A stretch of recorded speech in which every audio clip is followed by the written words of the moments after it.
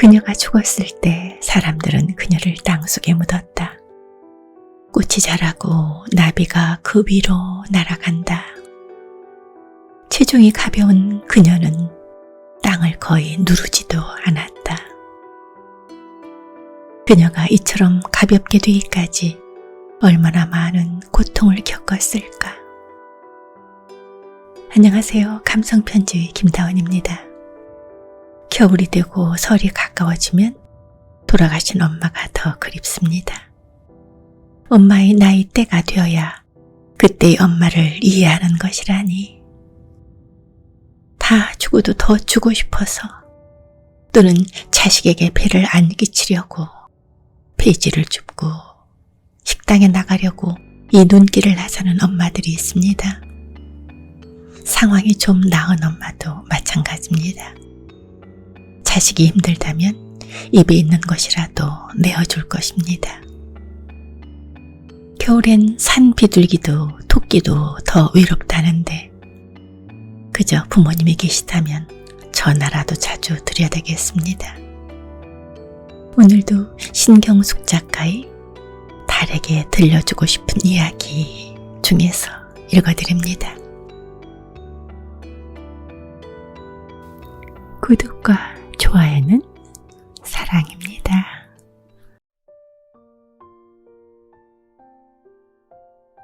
모르는 사람에게 쓰는 편지. 오늘 아침에 나는 이런 시를 읽었습니다. 그녀가 죽었을 때 사람들은 그녀를 땅속에 묻었다. 꽃이 자라고 나비가 그 위로 날아간다.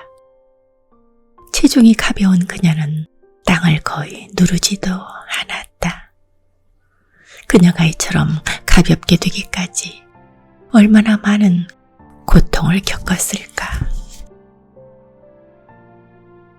브레이트라는 시인의 나의 어머니라는 시입니다. 무심코 펼쳐둔 옛날에 읽던 시집에서 발견한 이 시 때문에 나는 온종일 허둥지둥거렸습니다. 바로 코앞에 떨어진 일들을 해결하느라 늘 분주한 생활 속에서 툭 던져지듯 읽게 된 시. 내 주변엔 시에 대한 얘기를 할 만한 대상이 없어 얼굴도 모르는 당신께 이렇게 메일을 쓰고 있습니다. 당신이 누구인지 모르겠군요. 왜 내 수첩에 당신의 메일 주소가 적혀 있는지도. 이렇게 나의 수첩에 당신의 메일 주소가 적혀 있는 걸 보면 분명 우리는 만난 적이 있을 텐데 우리가 만난 적이 있나요? 하긴 어쩌면 당신도 내가 누구인지 모르겠지요. 어쩌면 내가 모르기 때문에 당신에게 메일을 쓰고 있는지도 모르지요. 옛날에는 왜 이 시를 무심히 지나쳤을까요? 이렇게 모르는 사람에게라도 무슨 말인가를 하고 싶게 한 이 시를 왜 예전엔 쓱 지나쳤을까요? 다시 생각해보니 내가 수신인을 누구인지 모를 당신으로 택한 것은 우리가 모르는 사이이기 때문인 게 맞는 것 같습니다. 때로 그러잖아요. 자신의 내밀한 어떤 얘기를 잘 아는 사람에겐 하고 싶지 않을 때가 있지요. 지금 내가 그런 모양입니다. 나는 이 시를 오늘 한 번 읽고 다 외워버렸습니다. 물론 언젠가 읽었을 시이고 짧은 시이기 때문이겠지요. 가만히 보면 사행밖에 되지 않는 이 짧은 시에는 한 여인의 생애가 고스란히 들어있어서 사실 잠깐만 집중하면 흐름으로 인해 쉽게 외워집니다. 그러나 외우는 것엔 소질이 없는 나로서는 한 번 읽자마자 시를 쭉 외우게 된 것은 특이한 일이긴 하죠. 당신에게 메일을 쓰고 있는 지금도 그녀가 죽었을 때 사람들은 그녀를 땅속에 묻었다. 브레이트의 시를 외우고 있습니다. 꽃이 자라고 나비가 그 위로 날아간다고. 그리고 절실히 깨닫습니다. 예전에 이 시를 무심코 지나왔던 이유를. 그렇군요. 그랬어요. 그때는 나의 어머니가 아주 젊은 분이었기 때문입니다. 브레이트라는 시는 대체 이 시를 언제 썼는가 찾아봤습니다. 1920년대더군요. 시집 뒤의 그 연부를 다시 뒤져보니 1920년에 어머니 장례식 치름이라고 되어 있네요. 아마도 시인은 어머니의 장례를 치르고 온 밤에 이 시를 쓴 모양이지요. 그래요. 어머니란 존재는 시인도 시인이 아닌 나도 이 세상에 있게 한 시작이지요. 시인은 그의 어머니를 묻고 체중이 가벼운 그녀는 땅을 거의 누르지도 않았다고 쓰면서 어떤 마음이었을까요?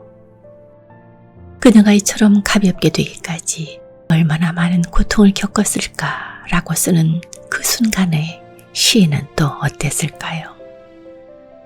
읽는 자의 마음이 이리 흔들리는데 쓰는 자는 어땠을지. 시를 읽는 사이 아주 오래전 기억을 떠올렸습니다. 나는 시골에서 태어나서 사춘기 시절에 어머니 곁을 떠나 도시로 나왔지요. 어머니 곁을 떠나온 후 나는 틈만 나면 어머니가 있는 곳으로 갔었습니다. 어머니와 함께 있는 시간을 더 갖고 싶어서 다시 도시로 돌아올 때는 늘 밤 기차를 탔지요. 시간도 정확히 기억합니다. 11시 57분 상행선 열차였지요. 어머니는 항상 역까지 나를 배웅해 주셨습니다. 나는 그걸 당연히 여겼어요. 나는 다시 기차에 오르고 어머니는 차창 밖에 서 있었지요. 내 무릎 위엔 기차에서 먹으라고 어머니가 삶아준 계란이나 귤 같은 것이 놓여 있곤 했지요. 그때의 풍경이 내 기억의 어디쯤에 그대로 각인되어 있습니다. 나를 태운 기차가 기적을 울리며 출발하면 어둠 속의 플랫폼에 홀로 남아있던 어머니의 모습이요. 나는 고개를 뒤로 하고 플랫폼에 남아있는 어머니를 향해 손을 흔들곤 했지요. 어머니가 보이지 않을 때까지요.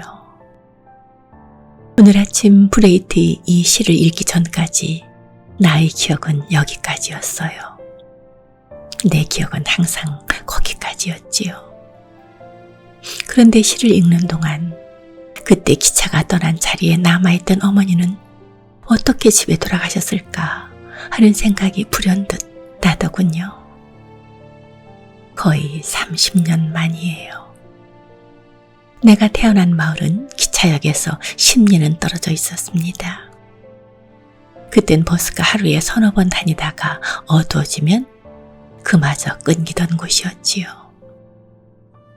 나를 태운 기차가 떠난 후 자정이 다 지난 그 시간에 어머니는 혼자서 역을 빠져나가 그 산길과 논길을 걸어서 집에 가셨던 것일까?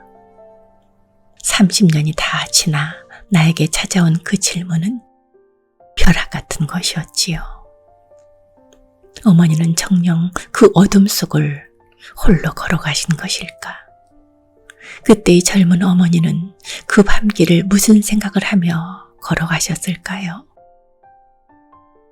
집에 도착했을 때쯤 아마도 어머니의 신발은 밤 이슬로 축축이 젖어 있었을 테지요. 그 신발을 벗으며 또 무슨 생각을 했을지. 어머니 곁을 떠나온 후 10여 년 동안 계속되던 기차역에서의 어머니와의 작별.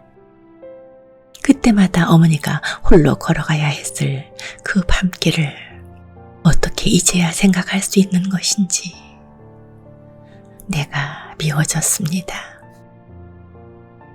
세월이 흘러가고 나도 이 도시에 나의 삶을 갖기 시작했지요. 나의 삶이 새로 생긴 나의 가족을 중심으로 돌아가기 시작하면서 자연스레 어머니가 계시는 그곳과는 몸도 마음도 멀어졌지요. 처음 어머니 곁을 떠나오던 그때처럼 시간만 나면 어머니가 계시던 곳으로 향하던 마음도 옛일이 되었지요. 그러다가 오늘 아침 브레이트의 시를 읽는 순간에 그때 어머니가 어떻게 집에 돌아갔는지 처음으로 생각하게 됐던 것입니다. 어떻게 그동안 단 한 번도 어머니가 그 밤길을 어떻게 돌아갔을지를 생각해 본 적이 없었을까요? 내가 그런 사람이었다는 새삼스런 깨달음과 어머니를 향한 뒤늦은 후회가 남아 이렇게 모르는 당신에게 메일을 쓰고 있습니다. 정말 그녀가 이처럼 가볍게 되기까지 얼마나 많은 고통을 겪었을까요?